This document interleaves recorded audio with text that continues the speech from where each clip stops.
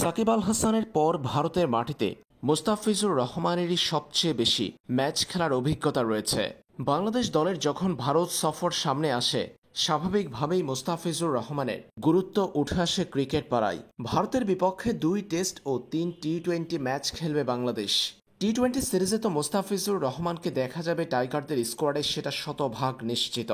তবে এবার সম্ভাবনা জেগেছে লাল বলের ক্রিকেটেও ফিজকে স্কোয়াডে ফেরানোর। ভারতের বিপক্ষে বাংলাদেশ যে 2 টেস্ট খেলবে, সে 2 টেস্টের প্রথম টেস্ট ম্যাচটি অনুষ্ঠিত হবে চেন্নাইয়ের চিদাম্বরম স্টেডিয়ামে। আর সে স্টেডিয়াম মুস্তাফিজুর রহমানের আইপিএলের দল চেন্নাই সুপার কিংসের হোম ভেন্যু। 2024 আইপিএলে চেন্নাইয়ের জার্সিতে 9 ম্যাচে 14 উইকেট শিকার করে সবার নজর কেড়েছেন ফিজ।